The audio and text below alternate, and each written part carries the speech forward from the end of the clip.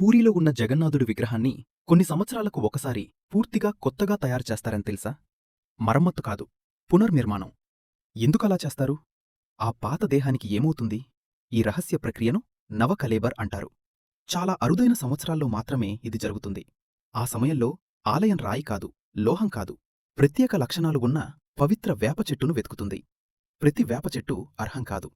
శాస్త్రాల్లో చెప్పిన గుర్తులు, కొమ్మలు, నేల లక్షణాలు అన్నీ సరిపోవాలి. చెట్టు ఎంపికైన తర్వాత ఆ ప్రాంతమంతా నిశ్శబ్దమవుతుంది. మొదట బంగారం, తర్వాత వెండి, చివరికి ఇనుముతో మాత్రమే చెట్టును తాకుతారు. ఆ క్షణం నుంచే ఆ చెట్టు సాధారణది కాదు, దేవుడి భవిష్యద్దేహం. ఆ దుంగలను రథాలపై పూరీకి తీసుకొస్తారు. తర్వాత ఆలయ ద్వారాలు మూసేస్తారు. లోపల కేవలం వంశపారంపర్య శిల్పులే విగ్రహాన్ని తయారుచేస్తారు. ఎవరూ చూడరు. కొత్త విగ్రహం సిద్ధమైన తర్వాత రాత్రివేళ ఘట పరివర్తన జరుగుతుంది. ఏమి మారుస్తారో ఎవరూ చెప్పరు. కేవలం సాన్నిధ్యం కొనసాగుతుందన్న నమ్మకం మాత్రమే. ఆ తర్వాత పాత విగ్రహాన్ని కోయిలీ వైకుంఠంలో భూమిలో సమాధి చేస్తారు. కుటుంబ పెద్దల మాదిరిగా కర్మలు చేస్తారు.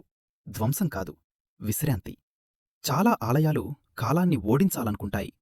జగన్నాథుడు మాత్రం మార్పును అంగీకరిస్తాడు. దేహం మారుతుంది, దైవ సాన్నిధ్యం కొనసాగుతుంది. ఇదే జగన్నాథ తత్వం. కామెంట్ చేయండి. జై జగన్నాథ్.